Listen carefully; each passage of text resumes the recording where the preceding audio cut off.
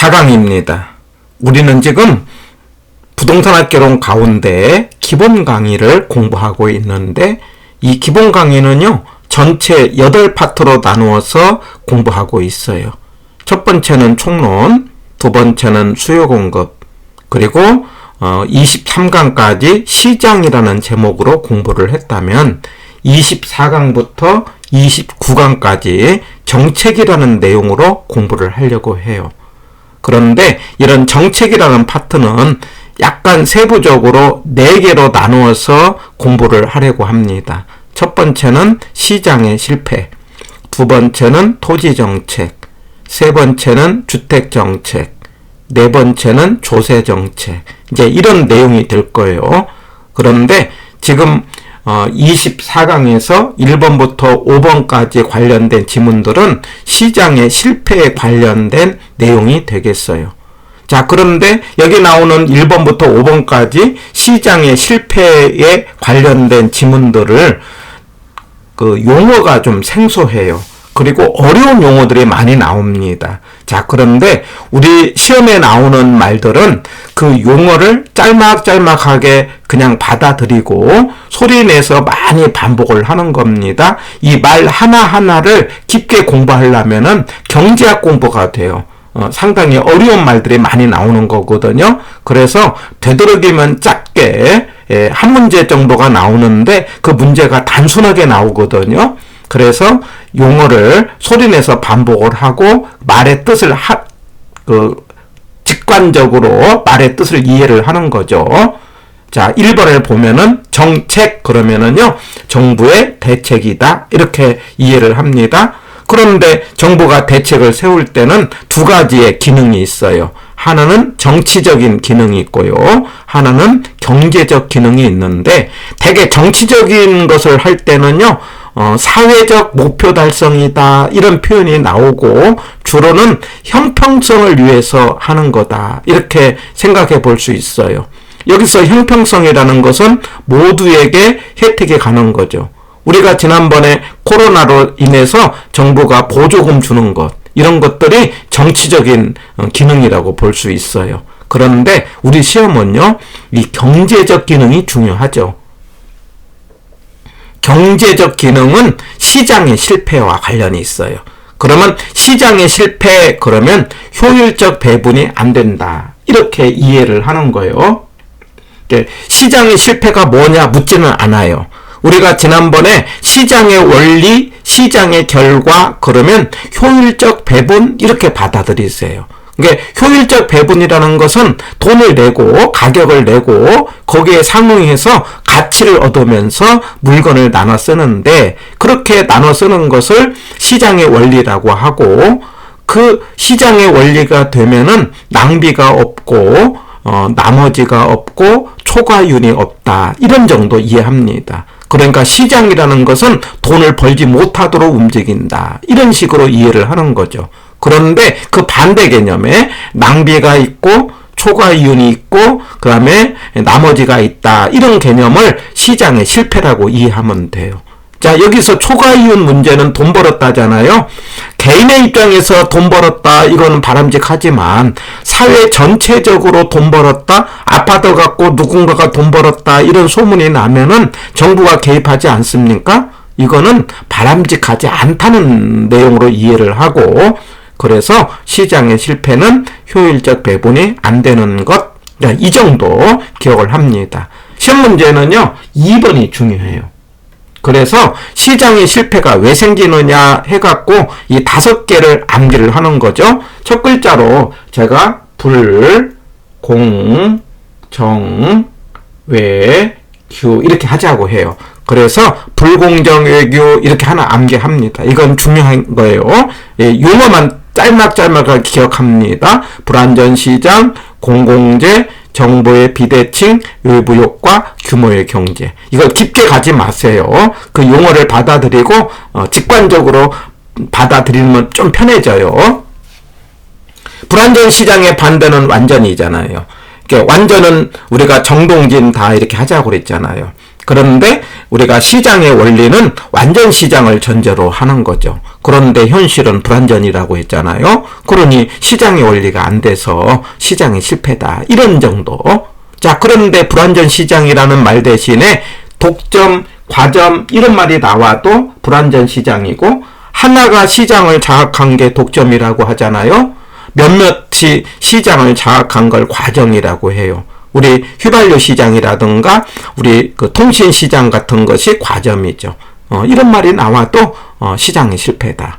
그 다음에 규모의 경제 이 단어도요, 너무 깊게 보지 말고요, 많이 만들어서 비용을 낮추는 걸 규모의 경제라고 해요. 그러면 어떤 일이 생기는 거니 자연스럽게 시장을 장악하게 되죠.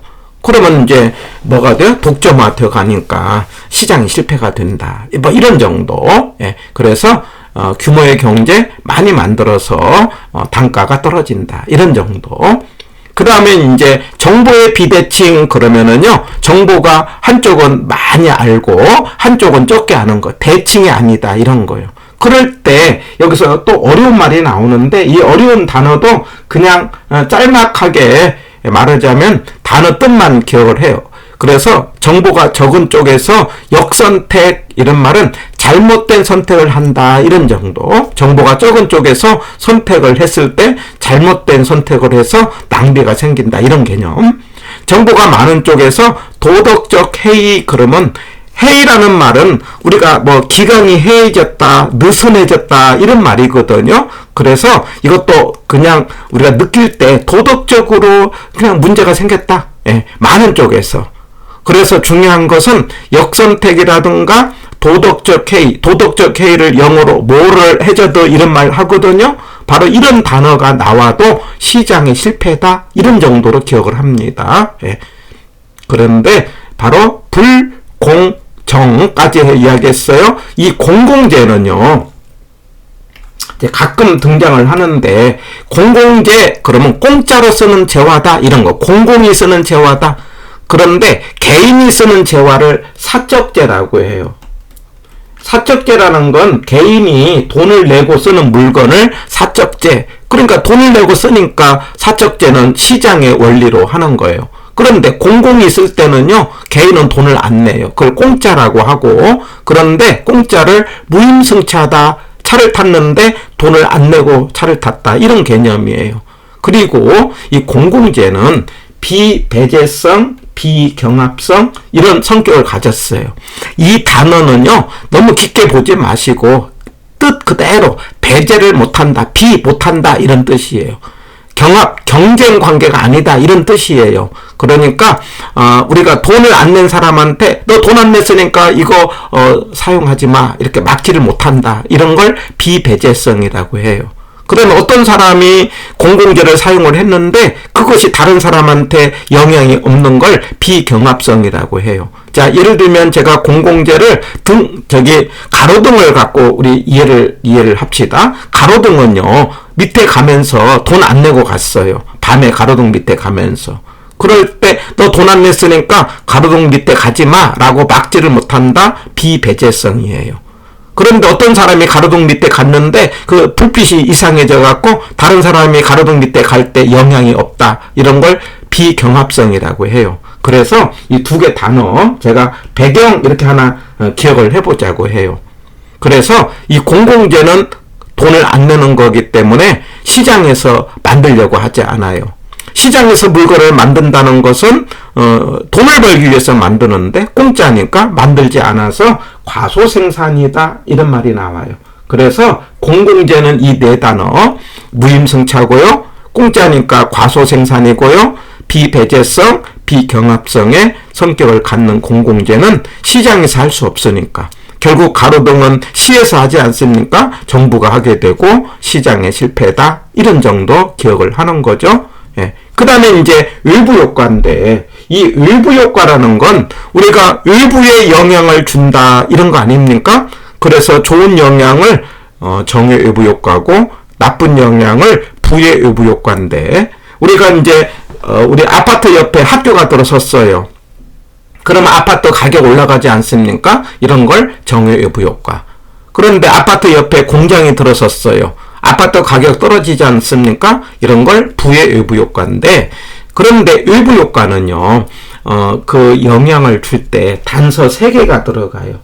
첫 번째, 의도하지 않고, 그 다음에 제3자에게 대가가 없다. 생각해 보세요. 아파트 옆에 학교가 들어설 때 주변에 아파트 가격 올라가기 위해서 학교가 들어선 거 아니잖아요. 이게 의도하지 않았다는 거예요. 그 다음에 아무 관계도 없는 주변 사람의 제3자입니다. 그리고 시장은요, 내가 혜택을 얻으면은 거기에 상위에서 대가가 나가야 되는데 아파트 가격 올라간 사람이 돈 낸 거 없잖아요. 이게 대가가 없다는 거예요. 그런데 대가가 없다는 말을 시장을 통하지 않고 이런 표현을 써요. 이런 단서가 들어가면서 외부 효과는 생산 과정에도 있고 소비 과정에도 있다. 좋은 영향을 정의 외부 효과, 나쁜 영향을 부의 외부 효과인데 정을 외부 경제, 부를 외부 불경제 이렇게 표현하죠. 그러면 좋은 영향을 주는 것은요. 아파트 학교는 자기 동네로 오려고 하겠죠? 그런 걸 핀피라고 합니다. 제발 프리즈 우리 동네로 와달라. 그 다음에 나쁜 영향 주는 건 우리 동네 오지 말라. 그걸 님비라고 해요. 그 정은 핀피고 부는 님비라고 한다. 이런 말. 그래갖고 정의 외부 효과는요. 주변에게 좋은 영향을 주는 것을 시험 문제는 사적 편익이 증대 이렇게 외부에 이제 뭐냐면 좋은 영향을 주는 거 외부 편익 다른 사람에게 혜택을 줬다 이런 개념이에요. 그런데 부의 외부 효과는요, 다른 사람에게 피해를 주는 거죠. 그래서 부의 외부 효과는 사회적 비용의 증대 이런 표현을 씁니다. 해갖고 이제 이 부분이 외부 효과에서 조금 깊게 나오는 문제인데 옛날에는 이런 문제가 종종 있었는데 최근에 한 5년 동안에 보니까 이런 문제 잘 안 나오더라고요. 짤막하게 제가 이제 설명한 대로 한번 기억을 해보세요. 정은요. 비용은 큰 쪽만 기억합니다. 사적 비용이 크고요. 그 다음에 사회적 편익이 커요. 그래가지고 정은 내 돈으로 사적 비용, 그건 내가 돈 내서 사회적 편익, 남한테 이득을 줬다. 이렇게 이해합니다. 내가 좋아서 꽃밭을 만들었는데 나만 좋은 것이 아니고 뭐냐면 주변 사람이 좋아졌다. 내가 돈 내서 사적 비용, 남한테 이득을 줬다. 사회적 편익. 이걸 정의라고 해요. 자, 그러면 내가 돈 내면은요, 내 돈을 아낀다 생각해서 과소 이렇게 연상하세요. 내가 돈 냈으니까 아낀다. 과소는요, 적어서 문제예요. 그래서 정부는 보조금을 주게 되고, 정은 주변한테 좋은 영향을 주게 되니까 수요의 증가를 가져옵니다. 다시요, 정은 내가 돈 내서 사적 비용, 남한테 좋은 일을 하는 것, 사회적 편익. 내 돈이니까 아낀다 해서 과소고, 정부는 보조금 주고, 그리고 정은 수요의 증가다. 자, 부는요, 남의 돈으로, 여기 사회적 비용은 남의 돈이에요. 타인한테 피해를 줬어요. 그리고 내가 이득입니다. 제가 자가용 예를 드는데, 차를 타고 가면 내가 편히 가면서, 다른 사람한테 매연으로 피해를 주는 거죠. 이게 부의 외부 효과예요. 그러면 다른 사람한테 피해 주면서 뭐라고 하면 돈을 안 내기 때문에 필요 이상을 쓰게 돼요. 그럼 막 씁니다. 내가 돈 안 내면 막 쓰죠? 과대입니다. 과대. 그래서 제가 어떤 일을 할 때 내가 비용 부담하지 않으면 제가 회식 이야기를 하고 아니면은 우리 사우나 이야기를 하는데 사우나 가서 우리가 물을 내릴 때 내가 돈 안 내니까 필요 이상을 내지 않습니까? 이게 과대 개념이에요. 그럴 때 정부는 너무 많이 쓰니까 못하게 규제를 하게 되고 규제가 일어나면은 공급의 감소가 됩니다. 그러니까 자가용 탈 때 막 다른 사람한테 매연가스를 남발을 하니까 정부 못하게 환경 규제를 하지 않습니까? 그러므로 공급의 감소다. 자, 이런 패턴 약간 깊지만은 지금 제가 소개한 정도 정은 내가 돈 내서 다른 사람에게 좋은 일을 함으로 내 돈이니까 아낀다 해서 과소고 정부는 보조금이고 수요의 증가. 부는요, 다른 사람한테 피해를 주면서 매연가스로요, 내가 편히 가는데 그래서 내가 돈 안 내니까 막 쓴다 해서 과대고요. 정부는 너무 많아서 문제니까 규제를 하고 규제를 함으로 인해서 공급이 감소된다. 그래갖고 외부 효과는 정도 있고 부가 있는데 원칙적으로 외부 효과는 시장의 실패가 되므로 정부가 간섭을 하는 거죠. 그럼에도 불구하고 정부가 간섭하지 아니하고 자체적으로 해결하는 것을 우리가 코즈 정리라는 말이 하나 있어요. 이건 코즈라는 사람이 이름이에요. 자, 제가 이렇게 이해를 합니다. 아파트 옆에 공장이 들어서는 것은 부의 외부 효과예요. 그럴 때 아파트의 입주자 대표하고 공장 사장하고 서로 이렇게 협상을 통해서 들어온다. 이걸 코즈 정리라고 하자. 그러니까 이런 정도 하나 용어 정리하고 바로 이렇게 불공정외규 이런 말로 인해서 시장에 실패가 있다. 이런 정도. 제가 대단히 많은 내용을 짤막한 시간에 하다 보니까 양이 많았는데 이걸 반복을 해갖고 그 내용을 깊게 공부하는 것보다는 용어 자체를 짤막짤막하게 핵심은 2번이에요. 불공정외규예요. 불안전 시장, 공공재, 정보의 비대칭, 외부 효과, 규모의 경제 이런 걸로 인해서 시장에 실패가 있다. 공공재 가끔 등장을 합니다. 비배제, 비경합, 그다음에 공짜니까 과소. 자, 외부 효과 조금 어렵게 나올 때 정은 사회적 편익의 증대, 다른 사람에게 혜택을 줬다. 네, 그래서 내가 내 돈으로 사적 비용이 크죠. 내 돈이니까 과소, 과소니까 정부는 보조금 수요의 증가. 부는 남한테 피해를 줬다. 사회적 비용. 그래서 남한테 피해를 줄 때는 막 쓴다 해갖고 과대. 그래서 내 돈으로 하지 않고 남의 돈으로 했다. 과대. 그리고 정부는 규제, 공급의 감소. 자, 이런 단어 점검을 하시면서 문제로 확인을 해보는 겁니다.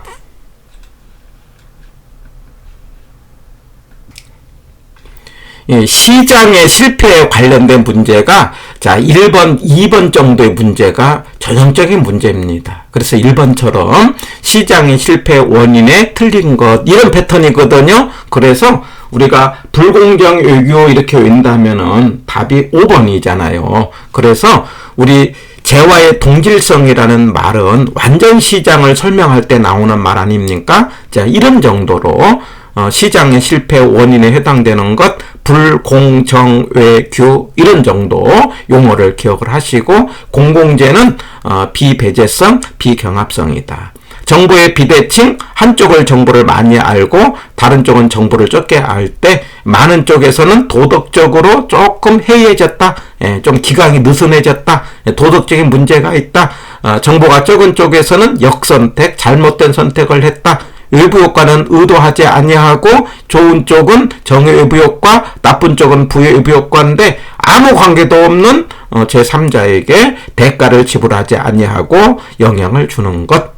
이렇게 기억하고 1번은 5번입니다. 2번 공공재 문제는요. 1번처럼 비경합성, 비배제성 그러면 맞는 걸로 풉니다.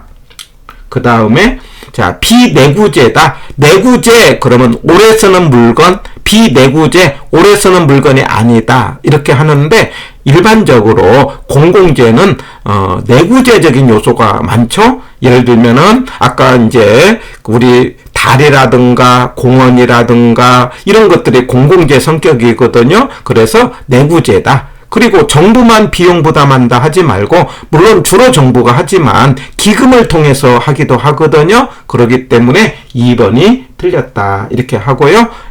정답은 2번입니다. 내구재 성격이 많고 정부만 부담하는 게 아니고 기금을 통해서도 가능하다. 3번 무임승차 공짜라고 그랬죠? 맞는 질문이죠? 그 다음에 4번 공공재는 공짜니까 시장에서 생산이 안 되니까 과소생산 그럼 맞다고 하자고 그랬죠? 그 다음에 5번 비배제성 배제를 못한다. 돈 안 낸 사람한테 너 돈 안 냈으니까 이거 하지 마 라고 막을 수 있다는 거죠. 맞다 해갖고 정답은 2번 이런 정도로 정리를 해보시기 바랍니다.